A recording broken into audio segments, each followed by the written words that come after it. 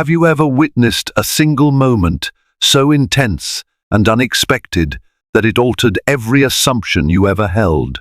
Welcome to a story that will grip your heart from the first trembling breath. It begins with a single act of courage from a black woman named Ebony Jenkins, who leaps into action to save the life of a police officer under fire. What unfolds next is a chain of shocking twists, raw confrontations, and, ultimately, the unforeseen power of redemption. This is not just another headline.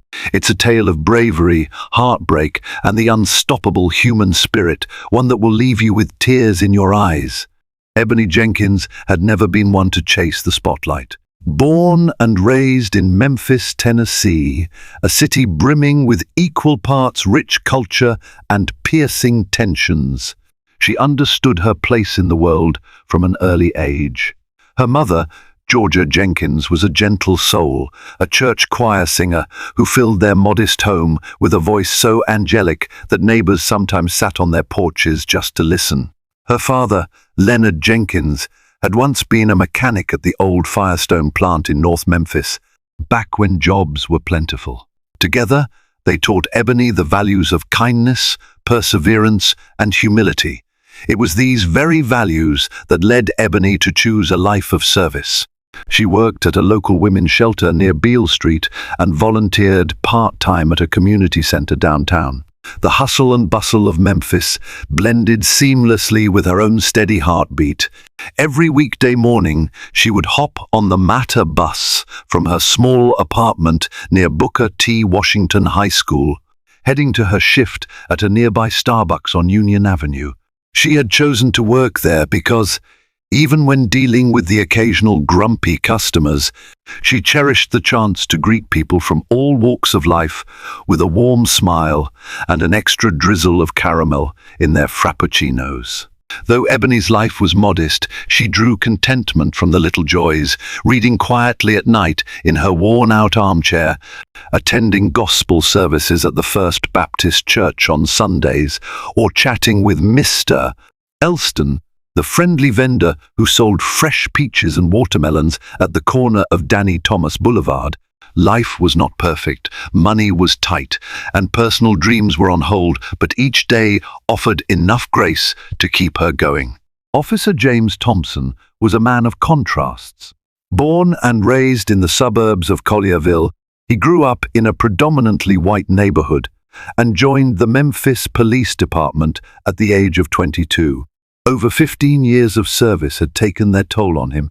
He had seen the good, the bad, and the downright horrific. Drug busts gone wrong, domestic disputes that ended in heartbreak. These experiences made him cautious, occasionally jaded, and sometimes suspicious of the very citizens he had sworn to protect. He carried a hardened exterior that belied his fragile heart. People said he was stern, if not outright cold. His colleagues respected him for his thoroughness and efficiency, but the warm camaraderie that often bonds officers hadn't seemed to extend his way. Thompson rarely opened up about personal matters. He rarely laughed, he rarely cried. In truth, beneath the badge and the bulletproof vest was a man who had lost faith in humanity one day at a time. His dissatisfaction was not just reserved for the criminals he encountered. Over time, he had developed a particular wariness toward the black communities he patrolled, his biases swelling imperceptibly but undeniably. Years of tension between the police and minority neighborhoods in Memphis left him feeling like he was always balancing on the edge of confrontation. Like countless others, he had witnessed volatile protests in the past and had formed subconscious prejudices he barely acknowledged.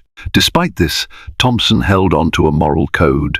He believed in law, order, and the necessity of his job. He told himself he was simply doing what it took to survive in a profession that often felt like a war zone. Still, fragments of doubt nagged him.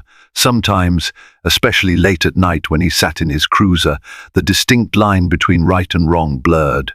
He recalled simpler times with his father, a retired Marine who taught him about discipline and patriotism. If he were alive today, would his father be proud?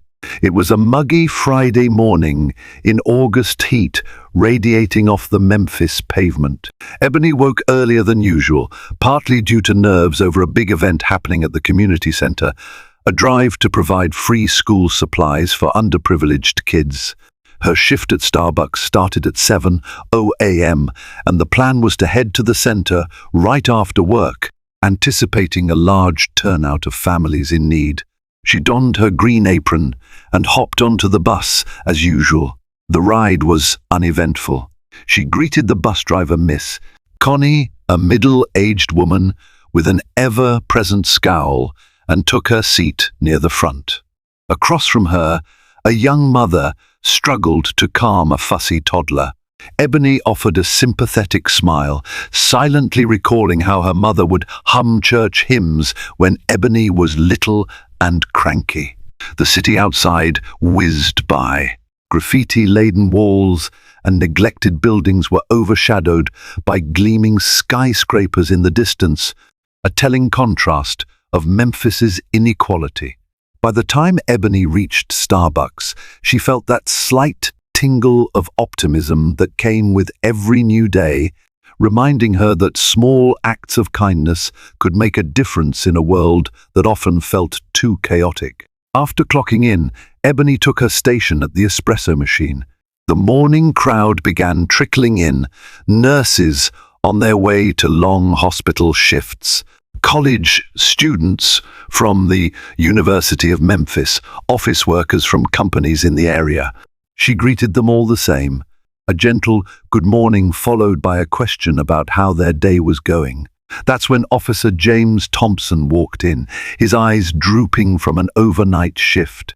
Ebony knew him vaguely. He had come in a few times before. She had never made more than polite small talk with him. She remembered his preference for black coffee, no sugar, no cream. She had once offered him a pastry on the house, but he'd refused, saying he didn't take charity. It had stung, just a little. That morning, Ebony prepared his coffee before he even reached the counter. "Just the usual, officer?" she asked politely. He gave a curt nod. "Thanks," he muttered, paying exact change and waiting for his cup at the edge of the counter. Ebony's smile faltered slightly, but she still handed him the coffee with a gentle, "Stay safe out there." As he turned to leave, she caught a faint glance from him, something unreadable in his eyes. She brushed it off and moved on to the next customer. By noon, the Starbucks rush had died down, which allowed Ebony a quick break before she finished up her shift at 2:00 p.m. She slipped out the back door, inhaling the humid Memphis air, planning to call her friend Jasmine from the community center. They were short-staffed for the school supply event, and Ebony wanted to confirm she'd be there as soon as she clocked out. Just as she dialed the number, she heard it, the unmistakable crack of gunfire. Not one shot, but two, echoing off the brick walls of the alley. Fear seized Ebony. She dropped her phone. Her heart hammered so violently, it felt like it might break free from her ribcage. For a moment, she was frozen in place. Then a shout followed. "Officer down! Officer down!" A man screamed. Ebony stepped back into the Starbucks' rear parking lot, eyes scanning frantically. There, just a short distance away, she saw the crumpled form of a man in uniform on the pavement beside his police cruiser. Another officer was crouched behind the trunk of the car, frantically calling for backup on his radio.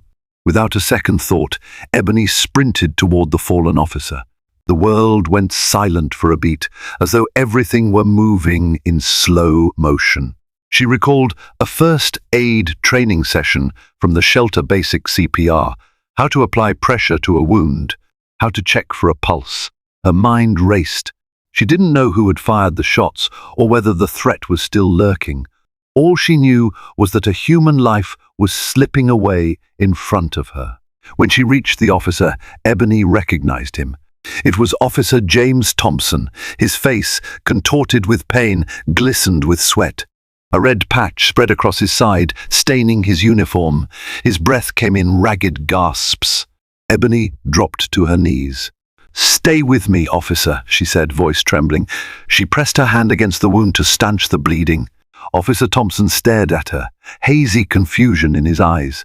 He seemed unsure whether to be grateful or wary, but Ebony did not waver. She pressed down harder, feeling the warm, sticky blood soaking her fingers. Her heart pounded, tears threatening to blur her vision, yet her training kicked in. She looked over her shoulder at the other officer. "Help me!" she yelled. "We need to keep pressure on this wound." "He needs an ambulance now." The second officer, panting, relayed frantic information over his radio. Shots fired. Officer hit in the abdomen. "Request EMS immediately."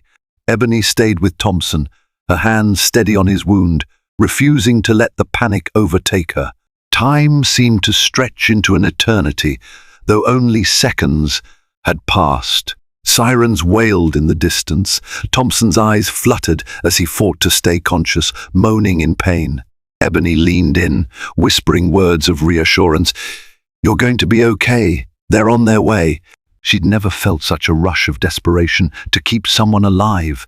Finally, the wail of the ambulance cut through the heat, scorched afternoon. Paramedics rushed to Thompson's side. The second officer gently pulled Ebony away so they could begin their life-saving measures. As they lifted him onto a gurney, Ebony noticed Thompson's gaze, fixated on her. It was a look she would never forget, a mixture of gratitude, fear, and something deeper, almost primal. Then the doors slammed shut and he was gone, racing to the emergency room at Methodist University Hospital. In the whirlwind of sirens and flashing lights, Ebony stood in the parking lot, her Starbucks apron splattered with blood. Her hands shook and her mind reeled.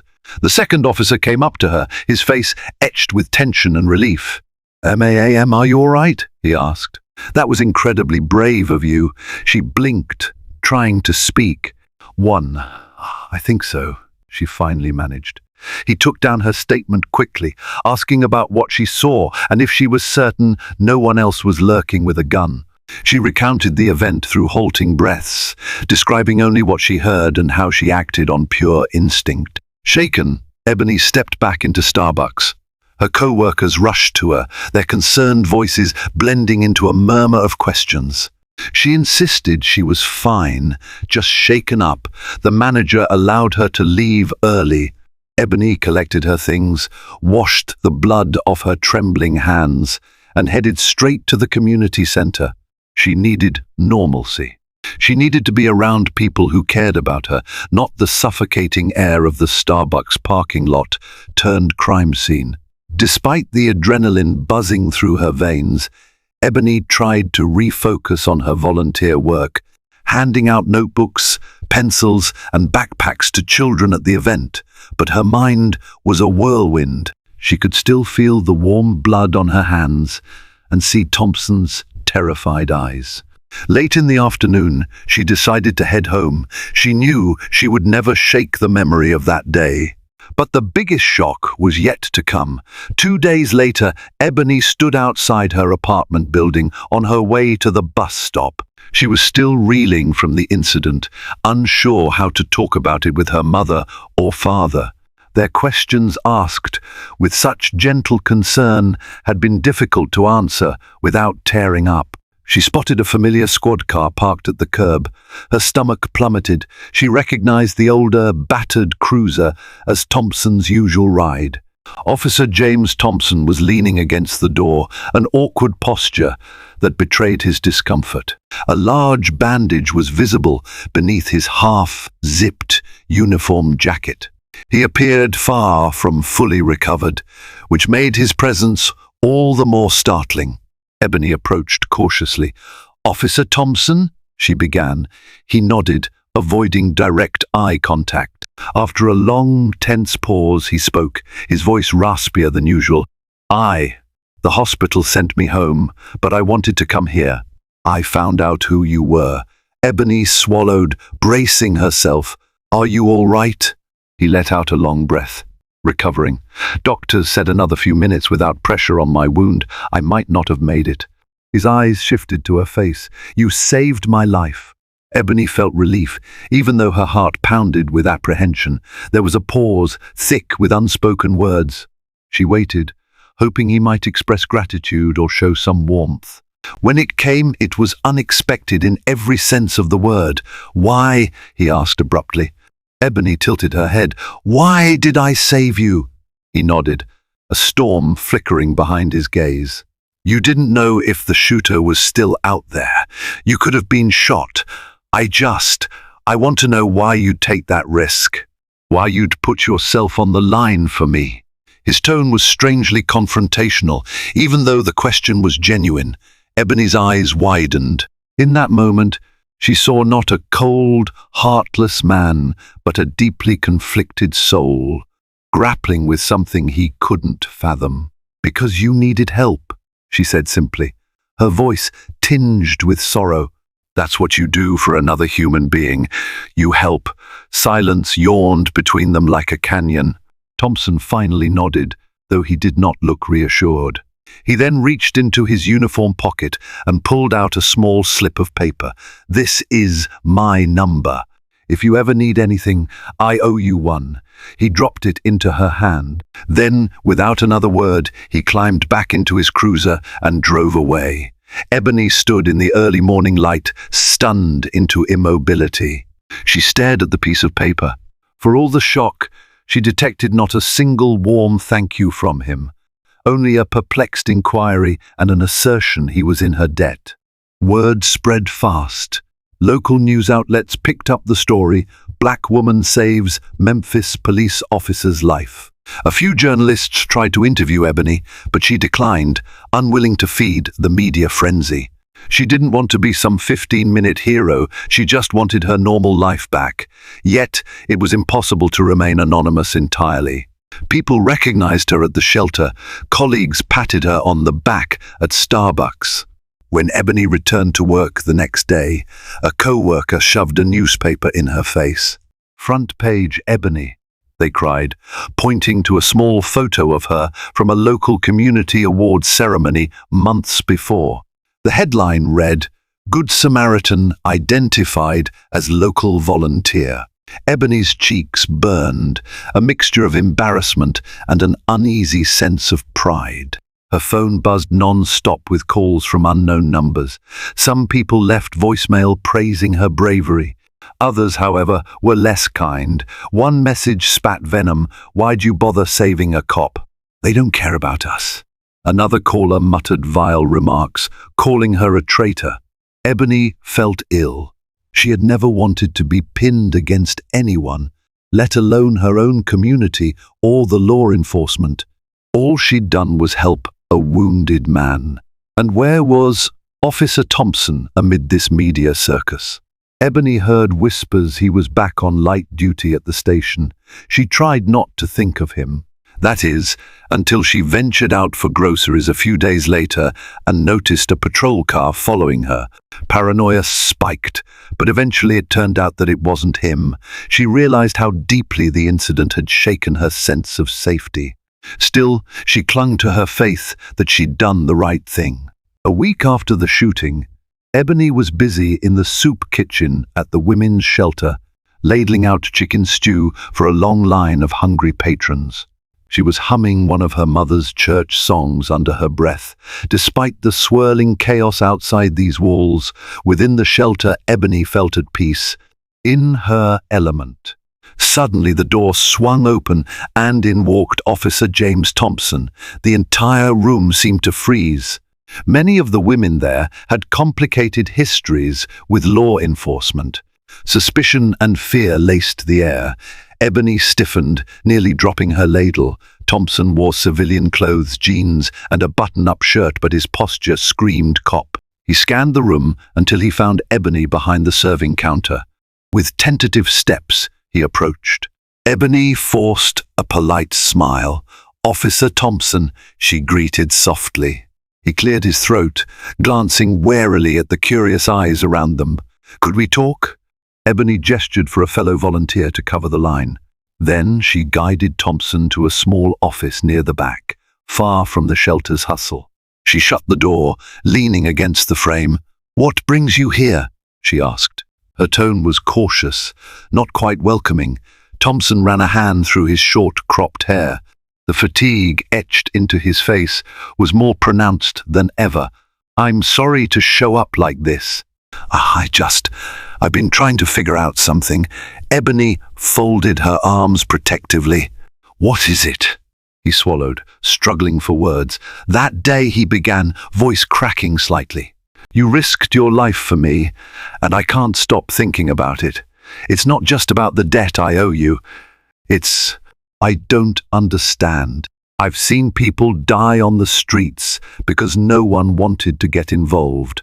But you," he trailed off, eyes glistening with an unspoken question. Ebony let out a slow breath. She remembered the suspicion in his voice when he asked her why she had saved him. Why was it so impossible for him to accept help from someone like her?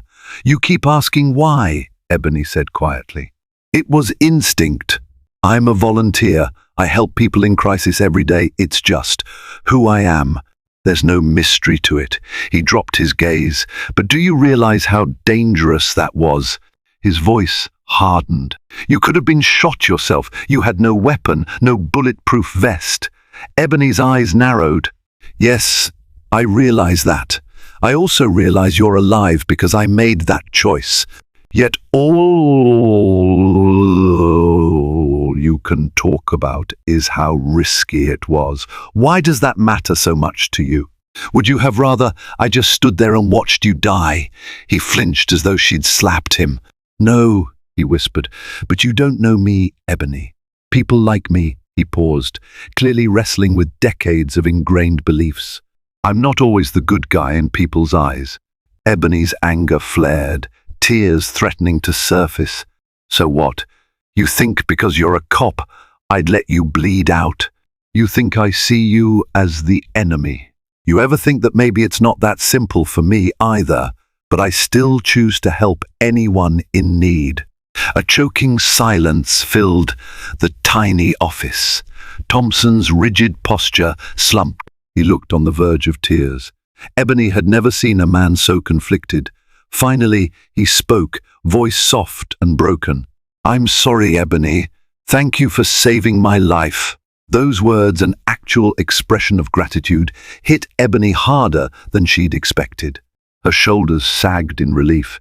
"You're welcome," she whispered. "That's all I wanted to hear." Over the following weeks, Ebony grappled with a sudden swirl of contradictory emotions. She was relieved Officer Thompson had finally given her a genuine thank you, but she also felt burdened by the weight of the entire event. Why had it taken so long for him to utter those words? Why was it so difficult? A surprising development soon followed. In a press conference, Memphis Police Chief Rochelle Graham praised Ebony's heroism. She referred to Ebony as a shining example of citizen courage, urging the public not to lose hope in the possibility of cooperation between the community and the police force. Chief Graham invited Ebony to stand alongside the department in a small ceremony celebrating her bravery. Unsure how she felt about associating with the police in such a public display, Ebony hesitated. However, seeing the genuine respect in Chief Graham's eyes and hoping that bridging the gap might do some good, Ebony agreed.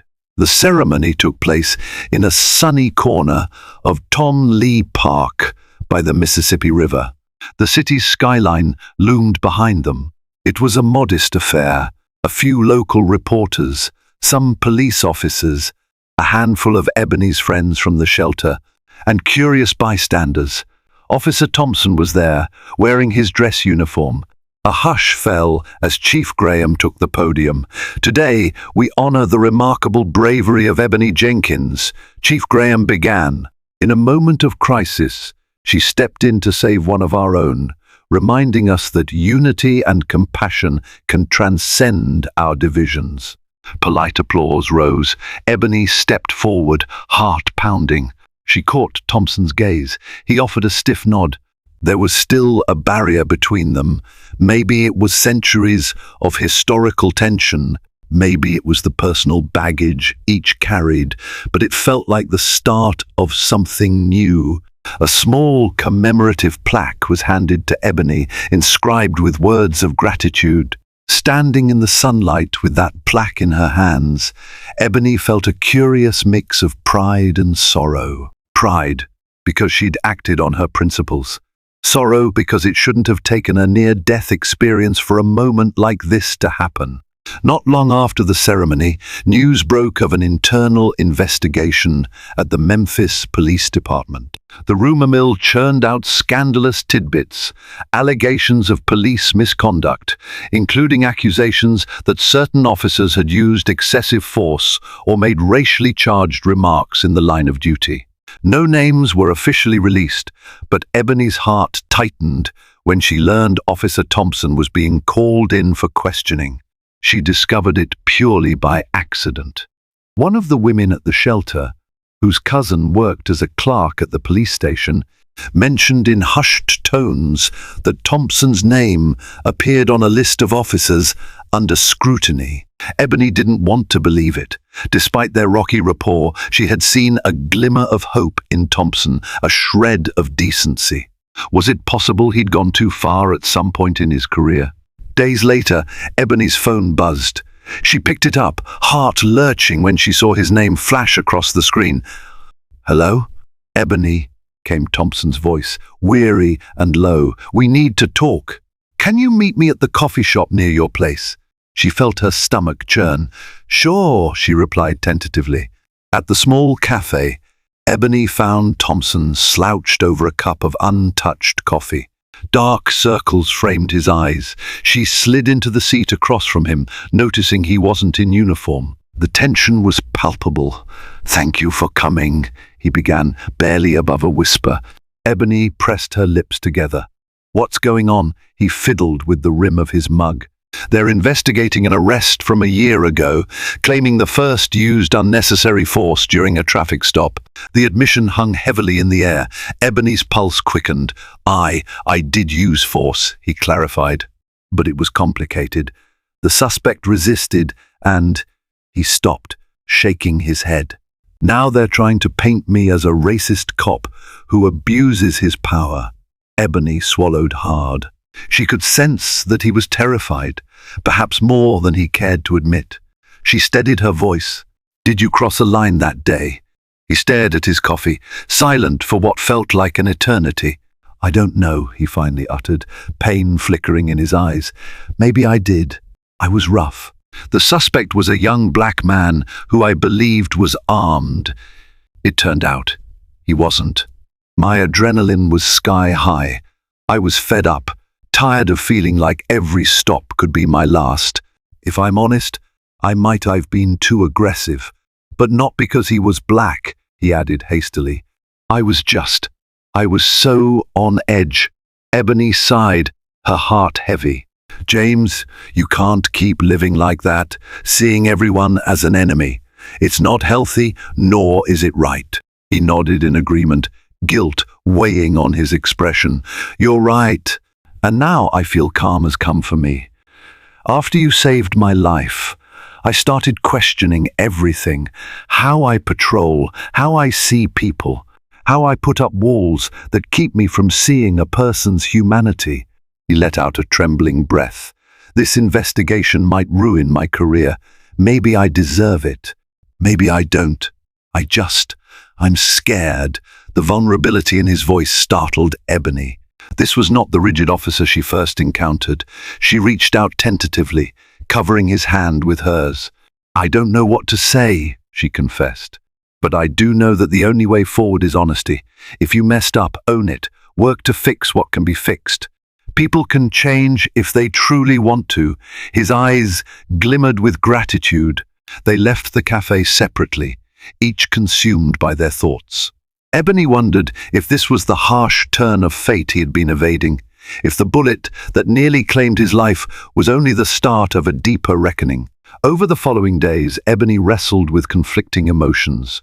She felt compassion for Thompson, yet she was haunted by the countless stories of police brutality that circulated in her community. She needed clarity, a sense of direction, so she sought out the one person who never failed to guide her, her father. Leonard Jenkins was in his workshop, tinkering with the broken engine of an old Ford truck. The musty scent of grease and motor oil reminded Ebony of her childhood days spent watching her father fix cars. She gently laid a hand on his shoulder, announcing her arrival. "Baby girl," Leonard said, eyes lighting up. "What brings you here at this hour?" Ebony exhaled. "Dad, I need to talk." He tossed a rag on the table and led her to a pair of milk crates they used as stools. Ebony spilled everything, saving Thompson's life, the subsequent tension, the ceremony, the rumors of misconduct, and Thompson's latest confession of fear and regret. Leonard listened intently, nodding along. After she finished, he stroked his chin. "Sounds like that officer's carrying a lot of guilt. Sometimes good people make bad choices. Doesn't mean they can't change. Doesn't mean there aren't consequences either." Ebony stared at the ground.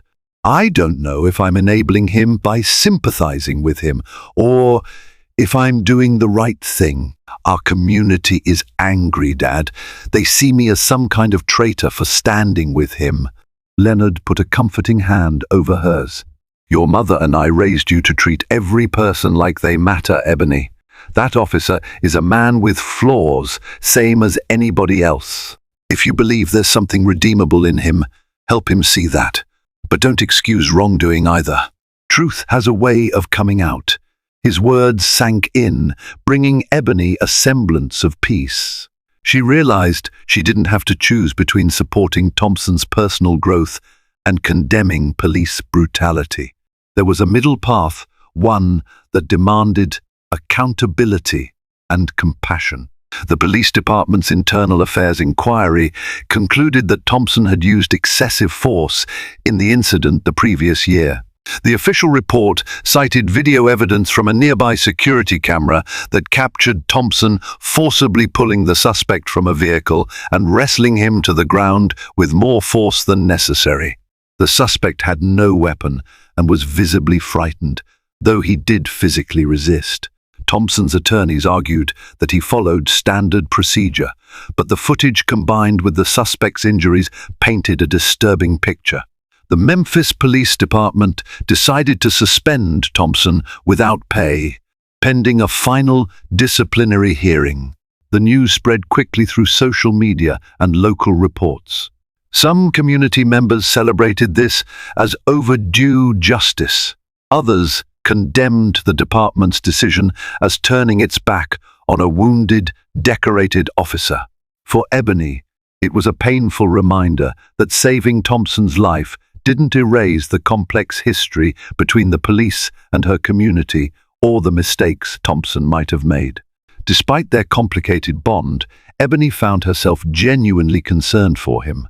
She found his number in her phone and typed a brief message. "I heard the news. How are you holding up?" She debated hitting send for a long moment, torn between wanting to offer support and fearing she'd get too emotionally involved. Eventually, she pressed send. An hour later, she received a reply, "I'm not good. Could we talk?" They agreed to meet at a bench overlooking the Mississippi River in Tom Lee Park, coincidentally, the same spot they'd held the ceremony praising Ebony's heroism. It was dusk when she arrived. Thompson was already seated, wearing jeans and a simple T-shirt, a stark departure from his typical uniformed appearance. He looked exhausted, possibly from stress and the lingering pain of his gunshot wound. Ebony sat beside him, the warm summer air embracing them in a humid blanket. For a moment, neither spoke. Then Thompson broke the silence. "I'm done," he said, voice hollow. "Even if they let me keep my job, the trust is gone. The public sees me as a threat. I can't blame them. Maybe I'm not cut out for this anymore." Ebony's chest tightened. "What about appealing the decision?" He gave a bitter chuckle. "I could, But honestly, maybe it's time to face the consequences. Maybe that's the cosmic payback for everything, my biases, my anger. That day I roughed up that suspect. I told myself it was all justified. Turns out, maybe it wasn't. They stared at the river, the current slowly drifting south. Ebony thought of how unstoppable that current was, how it carried debris and dreams alike. "What are you going to do?" he shrugged. I don't know. All I do know is, after this, I can't go back to seeing the world in black and white. And I owe that to you." He paused, tears threatening. "You changed something in me, Ebony. I was so set in my ways, so certain I had the right to treat people however I wanted in the name of the law. But when you saved me, you forced me to confront the part of me that was wrong." Ebony's eyes filled with tears. His admission was raw, a confession of personal transformation. "James, you can't change the past," she murmured. "But you can decide what kind of person you'll be moving forward." He nodded, trembling as he exhaled. "I don't know what that looks like yet." Over the next several weeks, Thompson's disciplinary hearing took place behind closed doors. In the end, the department reached a decision to terminate him. The official letter cited violation of department protocol, use of excessive force, and conduct unbecoming an officer. Just a few months prior, Ebony would have expected Thompson to rage at this outcome, maybe even contest it in court. Instead, she learned he took the news stoically, almost as if he believed he deserved it. Ebony discovered this through the grapevine at the shelter.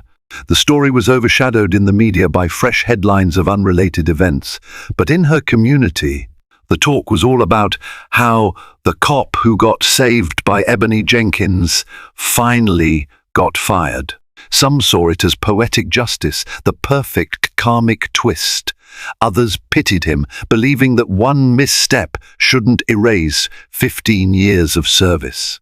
Ebony herself struggled with complex emotions, sadness for a man who was genuinely trying to grow, and relief that an incident of excessive force was being taken seriously.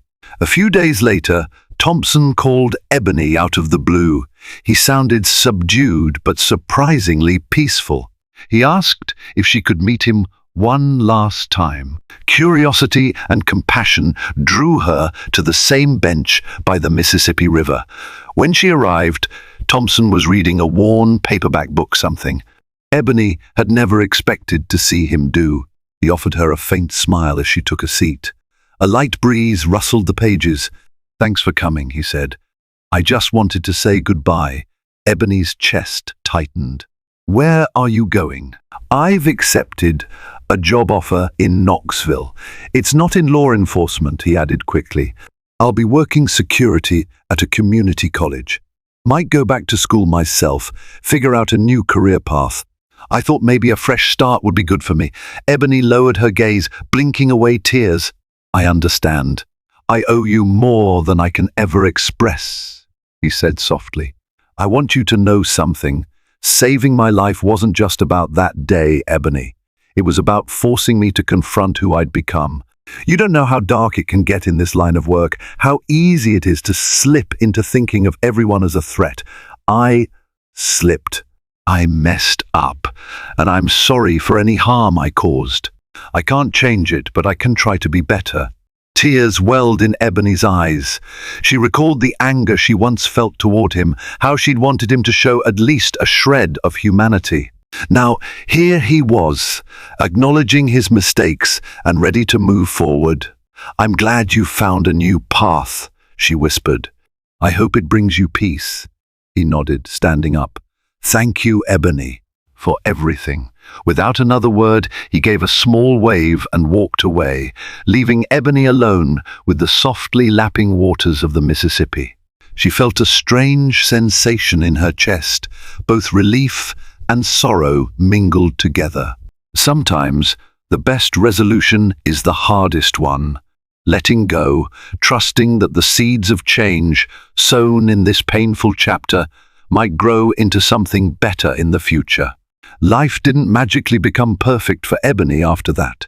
She still had to navigate the complexities of her community's feelings about law enforcement. Even as she continued her volunteer work, she still woke up remembering the sound of gunfire and the sight of Thompson's blood staining her hands. But she discovered she could carry these memories without letting them destroy her spirit. At the women's shelter, she arranged a de-escalation workshop, partnering with a local pastor and a social worker. The idea was to teach basic conflict resolution skills to anyone who wanted to learn, especially young people. In her mind, Ebony believed that if more people knew how to handle tense situations, tragedies might be averted. She even got a few off-duty officers involved, forging a fragile but hopeful bridge between the police and the community. The local Starbucks where she worked became another small hub of warmth. Regulars often came in to ask how she was doing, praising her bravery. Occasionally, a cynical voice would question why she'd bother saving an officer. Ebony never let those comments get under her skin. She knew she had made the right choice. On a bright Saturday morning, just a month after Thompson left Memphis, Ebony held a rummage sale outside the community center to raise funds for the shelter. As she sat behind a table stacked with used books, clothing, and toys, she spotted a familiar figure hobbling toward her. Her heart leapt. It was the suspect from Thompson's year-old arrest, the young man who had been pinned to the ground. She recognized him from a photo that had circulated during the internal affairs investigation. He approached cautiously, hands stuffed in his pockets. "Hey," he mumbled, "you're Ebony, right? The girl who saved that cop?" She nodded, bracing herself for confrontation. "Yeah, that's me." He shrugged, glancing at the second-hand clothes. "I heard about what you did. That's something else, especially after what he did to me. But I wanted to say, you're a real one for doing that. You seem like you actually care about people." Ebony felt a flood of complicated emotions. "I'm sorry about what happened," she said softly. "Nobody should have to go through that." He shifted uncomfortably. "Appreciate it. I'm doing better now. Got a job downtown. I'm hoping to move past it all." His eyes were heavy with a mixture of pain and gratitude. "Anyway, I just wanted to say, respect. You're proof that not everyone hates each other out here." Her eyes glistened. "Thanks. That means a lot." As he walked away, Ebony felt a powerful sense of closure. Here was a man who had every right to feel bitter, yet he offered her a measure of respect and understanding. It reminded her that healing was possible, even if it took a hard road to get there. Months turned into a year. The frenzied headlines faded, replaced by the next wave of sensational news. Ebony continued her dual roles, barista and community volunteer. Despite her reluctance to be labeled a hero, some insisted on it. The plaque she'd received from the police department gathered dust in her modest living room. Then one day, she received a letter with a Knoxville postmark. Her heart fluttered as she recognized the handwriting, "Officer No, former Officer James Thompson." She opened it carefully. "Ebony, I hope you're doing well. Knoxville is different, but I'm adjusting. Working security at the college has opened my eyes in ways I never anticipated. I'm taking night classes in social work. One realized I want to help people in a more constructive way." Imagine that. Me going from a cop who saw the worst in people to someone trying to uplift them. "I wanted to let you know that saving my life didn't just keep me breathing, it turned me around. I keep thinking about that day. You acted on faith and compassion rather than fear. It showed me who I could be if I let go of my anger. I'm not perfect, but I'm trying. I owe you more than words can say. Thank you." James. Ebony clutched the letter to her chest. Tears streamed down her face, not of sadness, but of triumph. This was bigger than saving a life. This was about altering a perspective, awakening a conscience, and planting a seed for true change. She sat down at her small kitchen table, retrieved a pen and a blank sheet of paper, and began writing back. She shared updates about her new de-escalation workshops, about her family, about random slices of Memphis life. In that letter, Ebony poured out her own reflections, letting James know that she believed in the possibility of second chances. With every word, she felt a tinge of healing, as if each stroke of her pen was forging a bridge between two people once separated by suspicion, prejudice, and pain. When she finished, she placed the letter in an envelope, addressed it to Knoxville, and sealed it with a sense of quiet resolve. She had done more than save a life. She had illuminated a path for another soul to find redemption. And in doing so, she discovered her own capacity for boundless compassion, even amid a world fraught with conflict. Thank you for journeying with us through this remarkable tale of courage and transformation. Ebony Jenkins's decision to leap into danger to save Officer Thompson's life shows us that one act of compassion can spark a tidal wave of change, even in the heart of someone trapped by fear and prejudice. Their intertwined fates remind us that healing is neither neat nor simple, but every step toward understanding draws us closer to a world defined by empathy, not division. If you found this story moving or insightful, please take a moment to like, share, and subscribe to this channel. By sharing stories like Ebony's, we shine a light on the power of human connection and redemption. Your support helps keep these voices alive and inspires others to believe in change one brave act at a time. Thank you for watching, and we'll see you in the next video.